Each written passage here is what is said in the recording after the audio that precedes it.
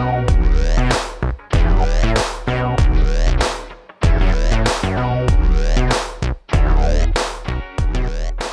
listening to the PR Wind Down Podcast, the show for public relations professionals who are ready to see real change in the PR industry. We are your hosts, April White and Laura Schooler. Let's get ready to wind down. Welcome to the 100th episode of the PR Wind Down. I don't know what voice that was, but it's never come out of me before. It will never come out of me again. Wow. 100. 100. How does it feel to turn 100 together? If you add our ages together, we probably are 100. Because I'm 70 and you're 30. Exactly.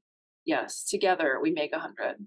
How do you feel like things have evolved in 100 episodes of the PR Wind Down? Well, we've won awards. We've won 2 awards, 2 gold awards. Recently. Yes. I tell people about it more now, I feel like. And they're always like, oh, what is it? Can I listen to it? I'm like, you probably don't want to listen to it if you're not in PR. But I think some people who aren't in PR do listen to it sometimes. Mm-hmm. I feel way more comfortable than I did at the beginning. I remember being so worried and over-prepared and nervous and getting on and sort of like not knowing. Well, maybe it's because you never took a stand-up comedy or improv class at that point. I know, because you never had that problem. Well, I had taken improv at that point, but not stand-up. It's different. You were natural and you were comfortable from the beginning while I was not. But it's because I had done it before. Yes. You know, and we didn't know each other as well then as we do now. That's true. That's true. We were like fresh friends, colleagues. Yeah. What's changed for you since you were already great at podcasting? As you reinforced. I just wasn't I wasn't worried about it. I wasn't nervous about it. It sounds like you're saying that you were. Oh, I was nervous. Oh yeah. I was so nervous. I was like sweating bullets. There was nothing obvious to me about what I used to think and what I think now. I think your interviewing skills have improved. Oh, that's great to hear that I've improved in that way, because I do think that it's important that we both try to ask questions that are not the same questions that people get, but that aren't so off the wall that they're like, I don't even know how to answer that. Yeah. Yes, I agree. Well, the other thing is media training has helped me a lot in all of my... Oh, by doing media training with other... doing media training. So when I worked at PwC, I sat in like every media training. We hired like an official media training company. They're coming, but I sat in every one of them. I mean, I did at least 100. So then when I applied it myself, and I applied it mostly when I did a couple live TV things. So that helped me a lot. And that was before we started this. Should we tell everyone what Veronica, our show producer, just put Veronica in the chat? Should we let her tell it herself? Yes. Veronica, do you want to say it to the listeners so we don't have to repeat it? Yeah, I can add it in. So it's hard. It's weird to compliment yourself. It's uncomfortable. So weird. Like, please do this for us. Thank you. From like the seat of editing and producing things together, your chemistry together has also aged really nicely. I said it has aged like a fine wine. Ooh. And you both tend to kind of carry each other and balance your strengths together in a nice ebb and flow that, I don't know, I think it makes for what seems to be a really nice interview experience for people. And I think a nice listening experience. So I think that's one. Aw, thanks, Veronica. So Laura, are you super excited for our guest today to talk about the ROI of LOL? It's a book I should have written, but apparently I'm late to the party. All right, let's let him in. Our guest today is Clayton Fletcher. He's the co-author of The ROI of LOL. Laura's got the book. She's showing us. And he's got the book too. Oh my God, matching books. You guys have the same book. What are the odds? He's also an experienced stand-up comedian and has appeared on Hulu TV, Stockholm Comedy Festival, and in clubs, colleges, and in conference centers worldwide. So today he is here. I love conference center humor. Come on, sorry. It's the best. I mean, that does sound the most challenging. Although it's just a guess, but I'm curious if that's true. But today he's here to discuss the book and how humor can be an effective PR and communication strategy when it's done right. And I know your co-author, who is not able to be with us today, but he is actually an agency owner who, Laura tells me, has every single employee take a stand-up class to be able to inform their PR performance. That fascinates me. I love that idea. Like, okay, if you want to join this agency, you've got to take stand up.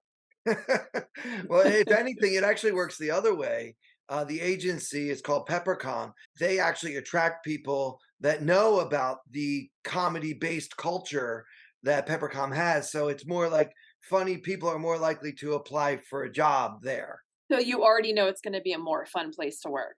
Yeah, I mean, the office is great. Everybody's laughing, playing around. I'm the chief comedy officer, if that tells you anything. So Oh, I love that. I love that. we believe there are things that business people should learn from comedians. And so my job is to make sure that everybody who works at Peppercomm knows those things. I mean, it's skills like how to read a room, how to change the dynamic if things aren't going well, things that I learn every night performing, in the stand-up comedy stages around the world that business people usually don't learn about, but we make sure that they do because it actually makes you better at your job. 100%.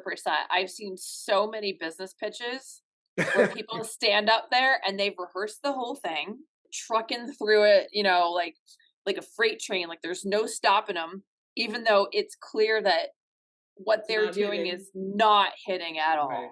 Yeah. And Yeah, they're just so like, well, this is my shtick. Like, I just get up and do it. And you're like, wow, all of the faces are telling you it's not working, right. but you're Right. just gunning for it anyway. Yeah, comedians learn, Yeah. Well, if you it's have not, to get heckled. if it's not Right? going well, you're either going to get heckled or you're not going to get booked again, or Yeah. there's always a bad outcome when you don't make a connection with the audience. Oh, So man. there are positive outcomes from making a good connection with an audience. Yes. And so Yes. that's what we, try to learn. How do you do that? It's not easy, but comedians develop instincts that, part of my job as chief comedy officer is to help people that might not have those instincts because they don't do the type of work that I do at night, teach them to be better at what they're doing during the day. And that's what this book is really about. It's about the work that Steve Cody, my co-author, and I have done together, kind of what business people should learn that comedians already know. I love that. It's so funny. In my head, I was just imagining, oh my God, can you imagine being in a biz dev pitch and getting heckled like a comedian? And then all of a sudden it occurred to me, oh my God, it's happened to me It happens. on Zoom. It has happened.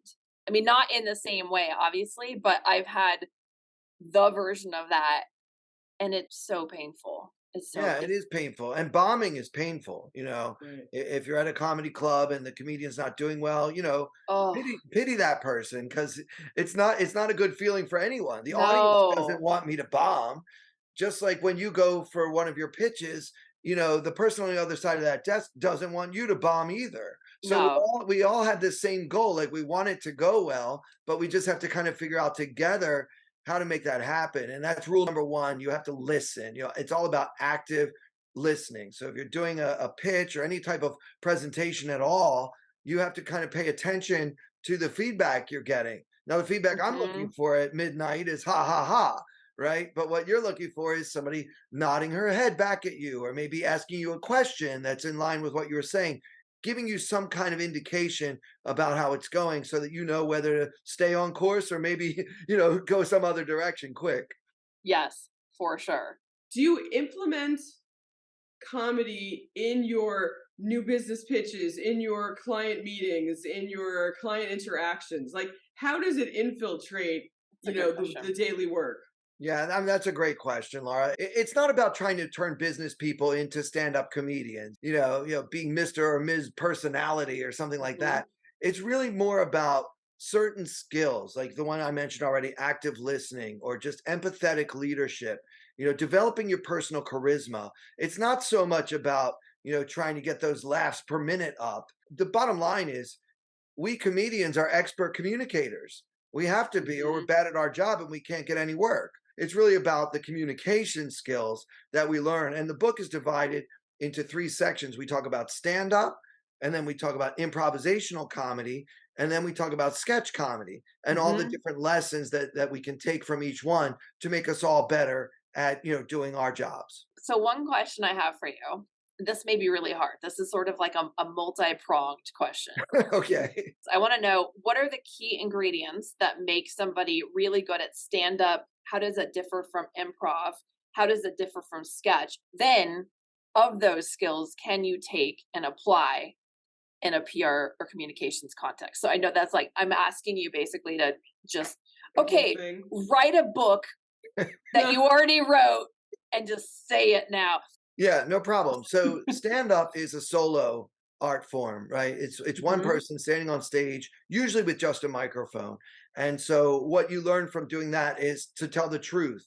We talk a lot about authenticity, vulnerability, developing personal charisma through emotional fullness combined with vulnerability, and basically giving the audience the power to hurt us and then just hoping that they don't. So you really learn about what makes you funny or what makes you unique. What do you have to say that is different from what everyone else is saying? So that's what we use stand-up for.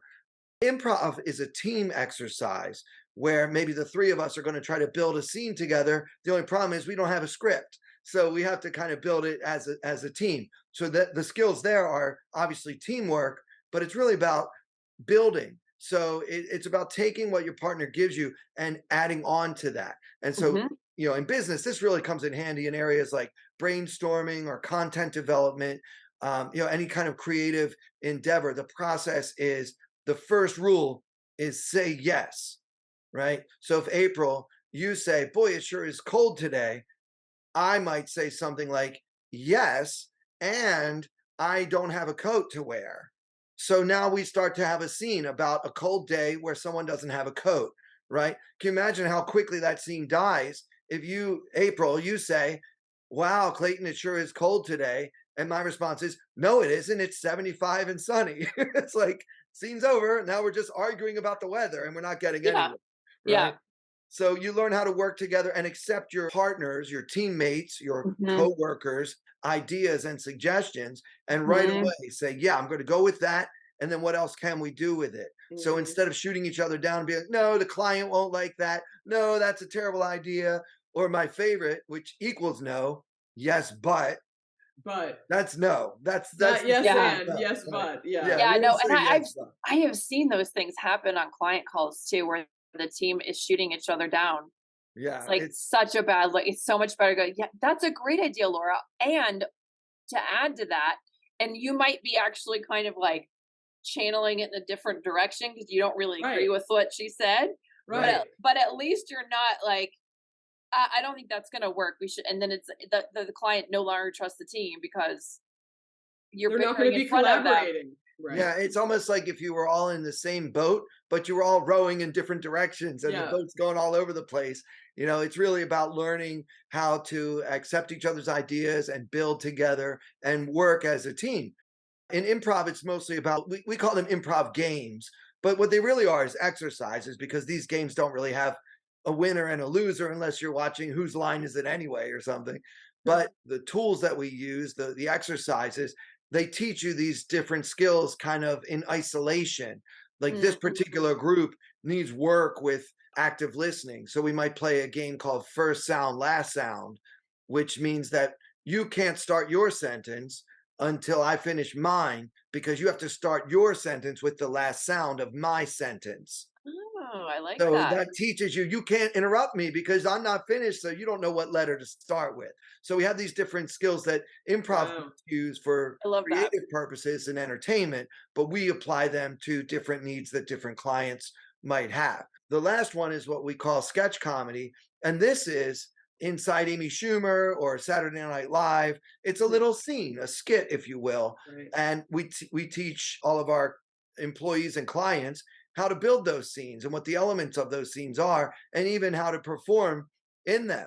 So it's it's a 3-pronged comedy mission that I have as CCO. But what I found at Peppercomm and with our clients is that using the skills that we talk about in the ROI of LOL, which are skills that come directly from my world, which is entertainment. Actually, it has so many practical applications to the pain points that companies are feeling day to day. So I mean, it's 15 years now I've been doing this, and I'm always surprised by, how funny and how dynamic people can be when they have the tools that they need to accomplish that. Yeah, I love that.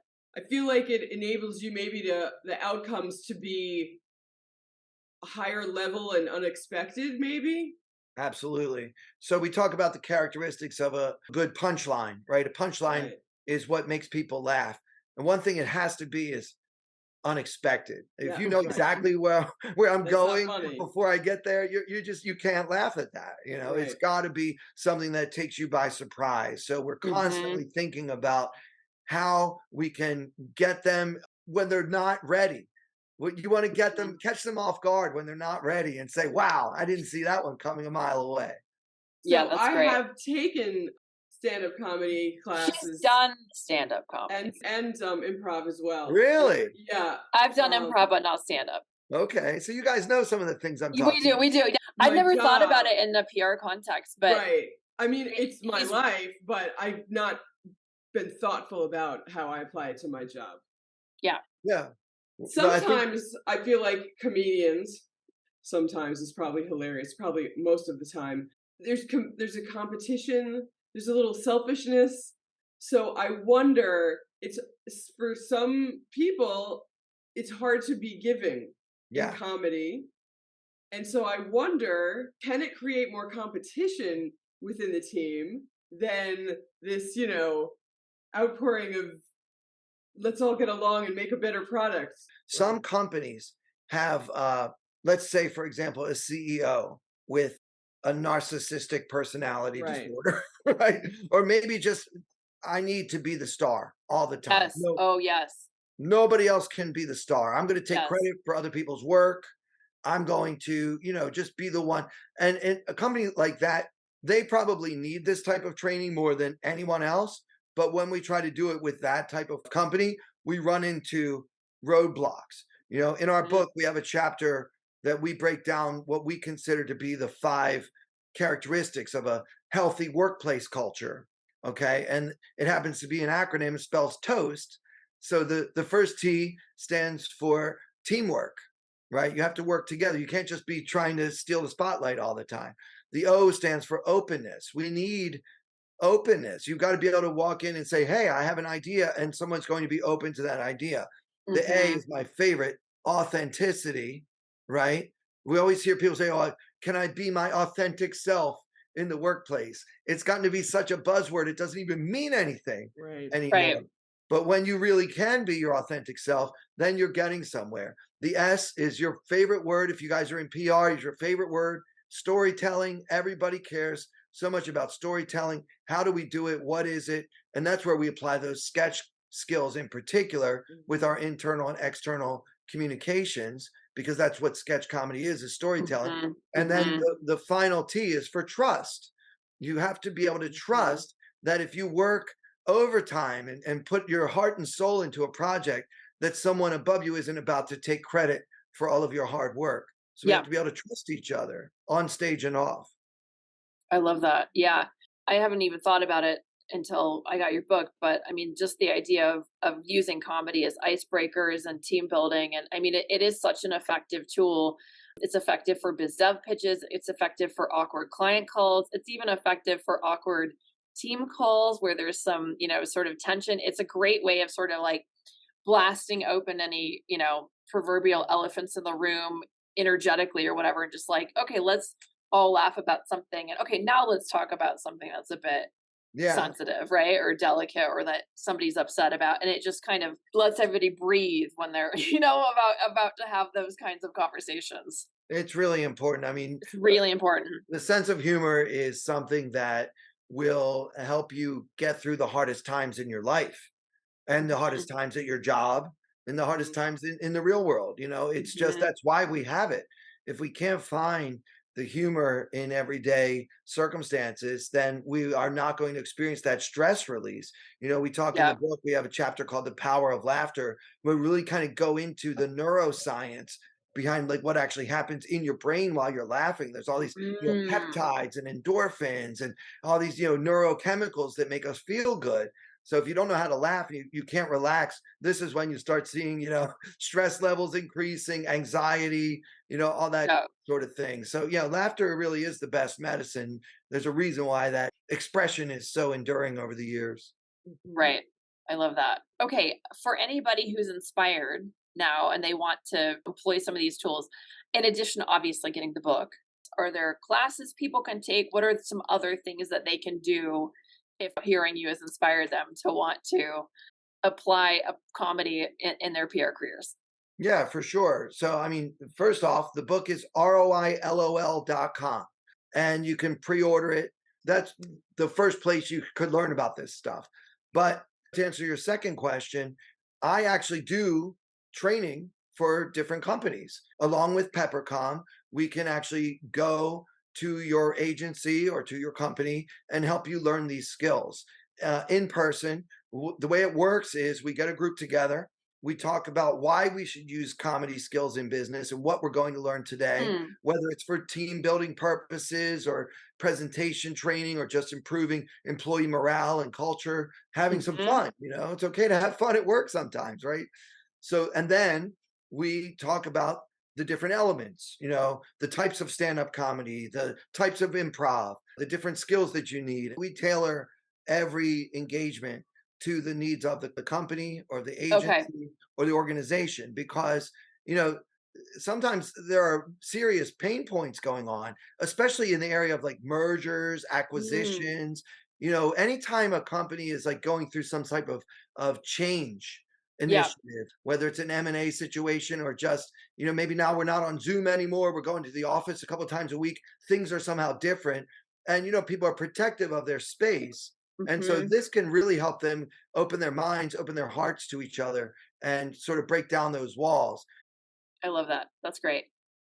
So what questions have we not asked you that we should have? Or what questions do you have for us? Either one. First of all, I want to say thank you for having me on. And I love the name of the podcast, but I feel like it's in a way it's false advertising because you guys didn't send me a bottle of wine ahead of time. Yeah, but as far as questions, I would just say, what about a company that doesn't have a sense of humor? Oh, that is a good question. Okay, what about a company that doesn't have a sense of humor? I'm really glad you asked me that question.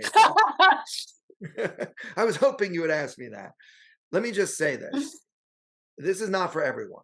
There are plenty of companies out there, whether it's because your CEO is an egomaniac and wants all the attention, whether it's just your corporate culture is. We've had companies actually tell us, I've had people say to my face, we don't have fun here. Okay. This is a serious business and we don't believe in fun. Like, I don't believe in trying to fit a square peg into a round hole or whatever the expression is. I think you kind of have to meet me halfway. If you feel like laughing at work might be good for your company, for the business that you're in, for the work that you're doing, and for the people that you have, then it might be worth a conversation. But if you're kind of a top-down dictatorial culture, we just do what the boss says, so we're all afraid of getting fired. We actually have a quiz in the back of the book where we ask questions where you might know if this is for you or not. And they're mostly about kind of what the culture is like in your workplace. So yeah, I don't recommend this. It's not one size fits all by any means. Right. Okay, so what if you're at a company, no sense of humor, you have a sense of humor? How do you find a company with a sense of humor, besides obviously Peppercomm and Trust Relation? Yeah. So I would say if you're unhappy in your place of business, then maybe that's a question you should ask the next time you're being interviewed. I think that people, when they're in the job seeking process, there are certain questions they should ask. What's it like here? Do you guys have fun at work? Do you value the work-life balance? Is that important? Or is it just, all we care about is deadlines and hitting our marks? And every 3 months or so, they give us free pizza. How companies try to keep morale high. It makes me laugh all the time. I know, with the snacks closets. Yeah. Just fill up the snacks. We'll give you some peanut M&Ms. Thanks for the 75 hours of overtime last week. Right. Yeah. So those are the questions you should ask so that you don't end up at a place like that in the first place. You can really look at your turnover as one indicator. If people are leaving in droves, that might be a sign that maybe you need to do something from the ground up. Yeah. Well, anything else you would like to add, or anything else you'd like to make sure people know about the book before we let you get onto your very busy day as all of the hats you're wearing? Yes, I mean, to be the chief comedy officer, it's a very stressful job, believe me. Yeah. Well, I would say, ROILOL.com. And if you've read the book, especially if you've enjoyed it, if you can take a moment to leave us a review on Amazon or wherever else you may have purchased the book, that actually does a lot more than people probably realize, a lot more than I ever thought before I actually became an author myself. That's a very good point. So everyone, go get the book and leave a review. Leave a glowing review. A glowing 5-star review would be great. And if you're on Twitter, or I guess I'm supposed to call it X now, but I never will. I'm you and the rest of the world. Yeah, I'm always going to call it Twitter, and you can tweet me at Clayton Comic. And I appreciate hearing from anyone who's listening. Thanks for having me on, guys. Okay, take care. Okay, so for today's horror story, we're going back in time to July 24, 2020 to reread our very first ever anonymous submission. Ooh. Then we're going to see if we still want to offer the same advice and hot takes 100 episodes later. Nice. Good idea. This is our show producer's idea. I can't claim that I had this idea. She had this idea. Veronica. Okay. So, dear PR Wind Up, my time at this agency spanned just under a year and a half. I was so excited to get into an agency right out of college, so I accepted a low-paying position with no questions asked. I'm in a smaller market, so no New York pay scale for me. And during my time there, my department experienced a lot of resignations. This left me working under a manager who's not always in the office daily. So at about 7 months in, I was left to my own devices in a pretty technical position. Luckily, I was now able to train a male employee who would cross-train to help in my department. And I still had assistant in my title with no direct manager to help me above. And all in all, my trainee was great to help me with day-to-day tasks. But when I approached superiors for help, or at least an update on getting me a manager, I was often directed to make sure I was, quote, using my trainee correctly.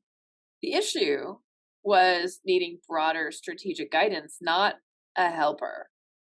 And 9 months before, I was in college.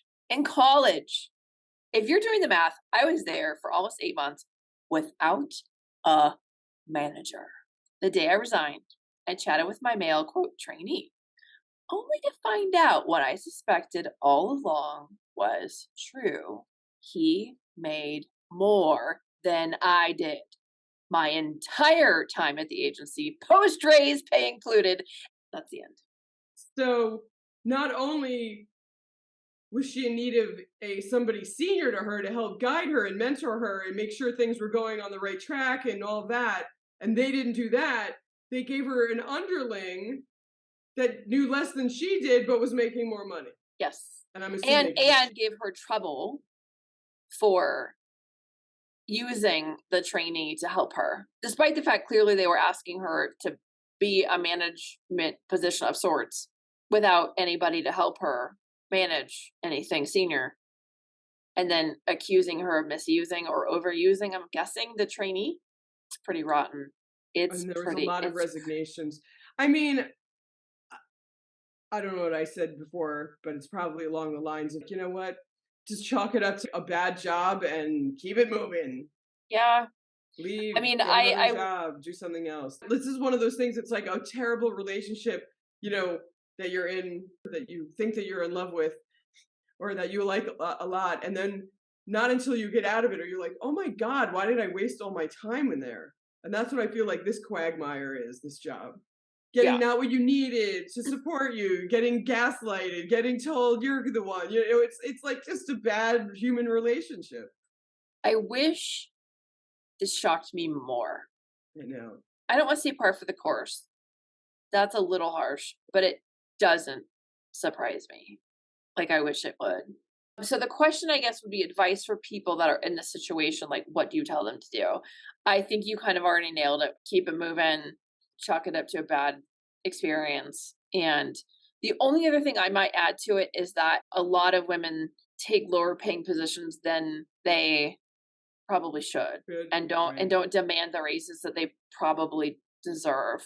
Then even if they do, don't get them, but that's also another. Well, yeah, and I think that it's important when women are assertive, and I think it's a good quality. Obviously, we also do our best to trust relations to not even get there, because we just want to proactively reward people, right? Like, okay, you get a raise, Well, so like they're of this company or situation is outrageous. Could you imagine letting this happen as people running this agency?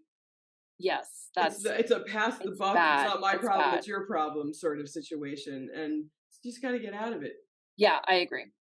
That's not a supportive environment that you're going to learn in. No, right, and you're not going to learn anything because there's nobody there.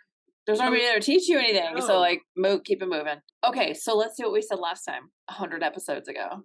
Okay, so we said in positions like this, in traditional agency structures, junior people end up doing work that is way above their heads and understandably expect to be compensated accordingly. 100%, I still agree with that, but we didn't say that.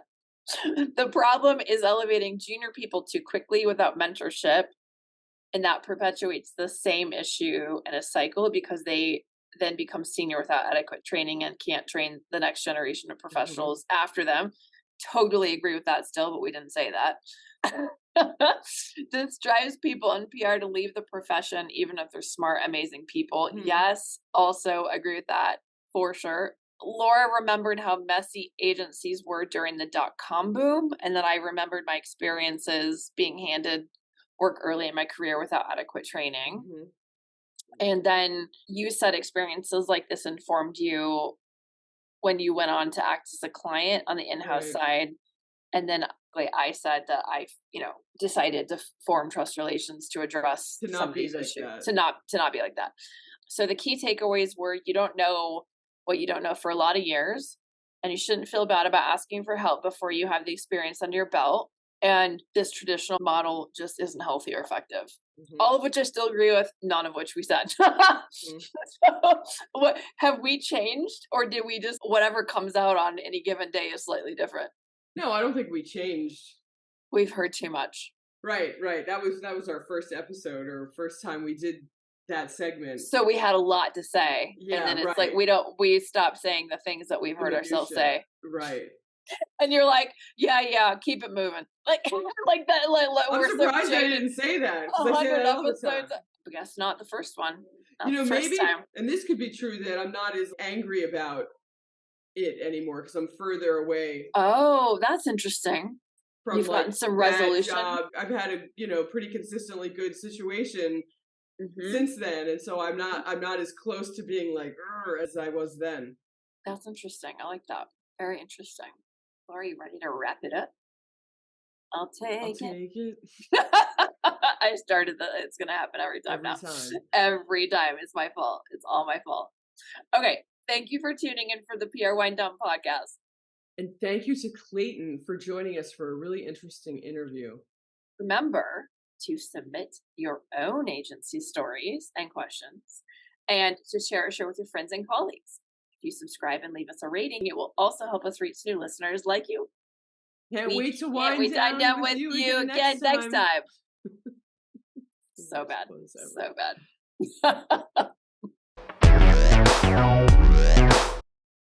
Yeah. And I was going to tell you, just so you know, you are our 100th guest on the PR Wind Down. I'm so honored. Here. That's amazing. What do I win? What do I Academy Award? It's a pleasure. It really is. It's an honor and a pleasure. Thank you so much. Number 100. Terrific.